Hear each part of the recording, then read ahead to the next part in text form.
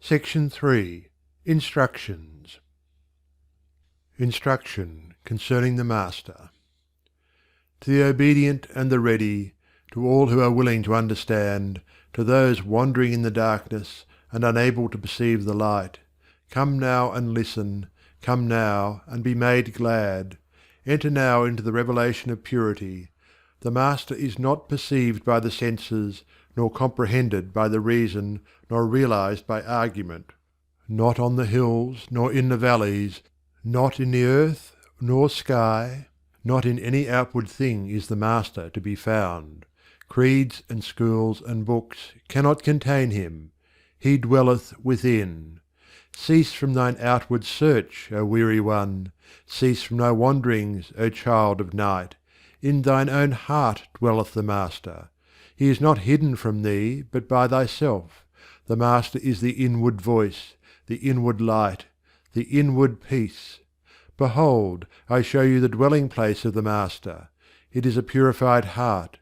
He who hath broken the bonds of self, who hath slain desire, whose mind is quiet, conquered, and subdued, whose heart is calm and mild and full of peace, he hath entered into the presence of the Master. Unto him the glory of the Master is revealed. O thou who criest and receivest no answer! O thou who wanderest and findest no rest! O thou who searchest and findest no light! Bring hither thy fainting heart, bring hither thy blindness, come and listen to the instruction that is holy, and having listened, find satisfaction and rest. There are truths many, and there is one truth, even the pure mind, the supremely perfect life. There are saviours many, and there is one Saviour, even the supreme enlightenment of wisdom. There are teachers many, and there is one Teacher, even the glorious revelation of righteousness. There are masters many, and there is one Master, even the Spirit of truth. And truth, Saviour, Teacher, and Master are one. Plain and unmistakable is the way which leadeth to the Master. Overcome thyself, this is the way. Purify thy heart, and thou shalt gaze upon the face of the Master. Cling to self, and thou shalt not find him. Abandon self, and lo, the Master abideth with thee. The impure have no eyes to see the pure, the darkness cannot penetrate the light, and immortality is hidden from that which is perishable. Therefore, leave that to which thou clingest. Yield up thy desires, and the satisfaction of the Master shall fill thee. Yield up thy opinions, and the light of the Master shall illumine thee. Go not after the evanescent and the perishable, and thou shalt enter into the possession of the eternal and imperishable. Thou shalt become one with the Master, and shalt dwell with him in immortality. The Master waiteth, yea, eternally waiteth. Patience is his name. He departeth not from compassion, and where righteousness abides, there dwelleth he. Hidden is he in love. Come unto love, and thou shalt find him. The light of wisdom envelopeth him. Purify thine understanding, and thou shalt know him. The glory of truth covereth him up. Relinquish self, and thou shalt see his form. Why perceivest thou not the truth? Why hearest thou not the voice of the Master? Thou perceivest not the truth because of thine own errors. Thou hearest not the Master's voice, because the voices of self clamour loudly within thee. As clouds hide the face of the sun, so the clouds of error hide the face of the Master. Yea, the thick clouds of sin, they shut him out from men. Who then shall see the Master? Who shall comprehend him? Who shall dwell with him? Who shall hear his voice? Even he who is of a pure heart, who is gentle, compassionate, and infinitely patient, who returneth meekness for anger, love for hatred, forgiveness for abuse, and silence for condemnation. Clothe thyself therefore in the garment of humility, acknowledge thine errors, even thine inmost sins. Thus confessing thyself, thou shalt find the way of love, and finding love, thou shalt find the Master, and finding the Master, thou shalt be at rest. Deny thyself, subdue thyself, conquer thyself. Let not goodwill depart from thee. Be at peace with all, yea, even with the beasts, so shall the highest truth take up its abode within thee. Unto thee the heart of the Master shall be revealed. Sorrow and suffering and fear and doubt shall flee far from thee, and the knowledge of immortality shall fill thy heart with peace. Thus is the heart of the Master made known. Thus is he revealed unto them that are ready to receive him. Instruction concerning the Law. To the humble and the faithful, to them that are seeking humility and faith, there is one supreme law, even the law of good. Think not that which is evil. Say not that which is evil. Do not that which is evil. Think that which is good. Say that which is good. Do that which is good. So shalt thou come to know the law. By no other way can it be comprehended. The knowledge of the law maketh the heart glad. It filleth the mind with joy. It destroyeth all sorrow. Suffering ceases for him who knows the law. Sin and grief and affliction leave him. And wheresoever he goes, peace follows him. Happy is he who has perceived the law. Blessed is he who practises it. Divine is he who has become one with it. Come, thou that searchest, weary and almost hopeless, prostrate thyself in the dust of obedience. Deny thyself to the uttermost. Leave all that thou art proud of. Yea, sacrifice all. So shalt thou put on the yoke of lowliness, and shalt thou enter into a knowledge of the law. Then shalt thou come to know the three names of the law of good. The first is justice, the second, righteousness, the third, love. Men, loving self, deny these lofty names, and having no knowledge of the law of good, wandering in the dark, they fall into treacherous places, and fear and doubt and sorrow and suffering dwell with them. Practice the inward righteousness, and thou shalt see the ineffable glory of the three names. Thou shalt comprehend the law of good, and bliss and peace shall fill thee. To know the law, to obey the law, to practice the law, this only is salvation, this only is emancipation from error and unrest. Supremely glorious is the law of good, supremely peace-giving is the knowledge of the law. Supremely blessed is he whose pilgrim feet walk in obedience with the law. He who says, I will no more cling to self, I will no more engage in strife, I will no more retaliate, I will no more judge and condemn.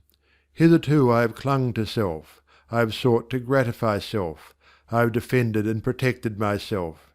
But now I will abandon self, I will sacrifice and not defend myself. Yea, utmost crucifixion shall be mine. I will love all men, and only myself will I condemn. The garment of humility shall cover me, righteousness and love shall be my protection, even in the highest will I take my refuge. Goodwill shall be my guide, compassion shall not depart from me, and the divine gentleness of truth shall guide my thoughts and actions. Thus will I cease from sin, thus will I practice the highest good. He who thus resolves shall know the law of good shall he comprehend. The fullness of its majesty shall be revealed to him, and from all evil shall he be protected. Therefore let a man believe in good, let him cling to good, let him practice good. He will thus come to comprehend himself. Comprehending himself, he will comprehend the universe. He will thus arrive at peace. When a man's body is defiled, does he not wash it and make it clean? When a man's heart is defiled, let him likewise wash it and be clean. 5 are the waters which wash away sin: purity, which washes away all indulgences and lusts; pity, which washes away all self-seeking and indifference; humility, which washes away all prejudice and pride; joy, which washes away all covetousness and envy; love, which washes away all hatred and condemnation. Whosoever will, let him come and be clean. The waters are ready and waiting. Blessed he is who is free from sin. He knows the supreme law of good, and dwells in peace. Thus is the law of good expounded, thus is it spread abroad in the hearts of men. Instruction concerning the Great Reality. To the awakened and enlightened, to those who seek to be awakened and enlightened, there is darkness and there is light, there is dreaming and there is waking, there is illusion and there is reality. The darkness apprehendeth not the light, the dreamer knoweth not his waking mind, and the wanderer in illusion is unacquainted with reality. Of two ways, therefore, one must be abandoned. The dweller in darkness seeth nothing, not even himself. His feet stumble, he knoweth not his way. Abandon darkness, and thou shalt come unto the light. Coming to the light, thou shalt see all things. Thou shalt know thy way, and thy feet shall cease from stumbling. The way of the dreamer is uncertain and painful. Pleasure and terror afflict him. He knoweth not where he standeth. He controlleth not himself, and is at the mercy of the unreal. Abandon the dreams of self, O thou that sleepest! Awake! Open thine eyes to the morning, and thou shalt comprehend thine own divinity. The walker in the way of illusion is surrounded with shadows, he perceiveth not the substance. Grasping at bubbles, he is scourged with grief and disappointment. Clinging to the perishable, he mourns, and following after that which vanishes, he is troubled with unrest. Abandon the pathway of illusion, the pathway of thy perishable self, so shalt thou find the imperishable truth. Gladness shall take the place of mourning, and thine eyes shall be opened to the glory of the Great Reality. What then is the Great Reality? The Great Reality is a stainless heart, an enlightened understanding, a soul whose perfect grace is not disturbed. By the practice of righteousness only can the Great Reality be known. He alone can perceive it who controls himself. He alone can enter it who purifies himself. He alone can abide therein who is free from all sin. In the Great Reality all religions and philosophies culminate. They meet here and then vanish away, for there is no division in the Great Reality.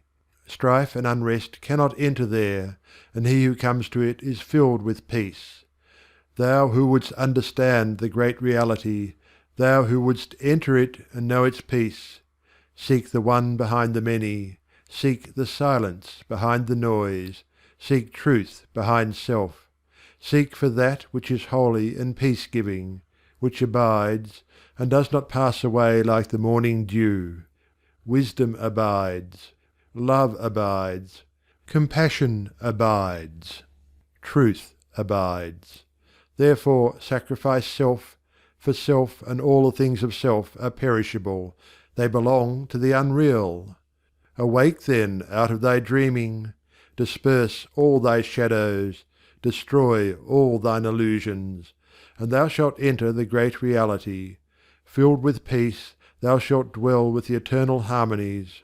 Filled with bliss, thou shalt sing the everlasting song, the song which thrills the spaces and the worlds.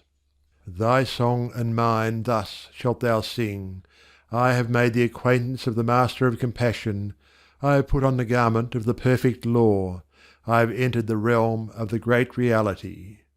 Wandering is ended, for rest is accomplished. Pain and sorrow have ceased, for peace is entered into. Confusion is dissolved, for unity is made manifest. Error is vanquished, for truth is revealed. Blessed is he who is resolved to abandon self. Blessed is he who is pure. Blessed is he who has destroyed all his illusions. He has found the Great Reality at last. The universe is glad, for again the Master is revealed. The universe is glad, for again the law of good is expounded. The universe is glad, for again the Great Reality is comprehended. End of Part 3, Section 3, Instructions.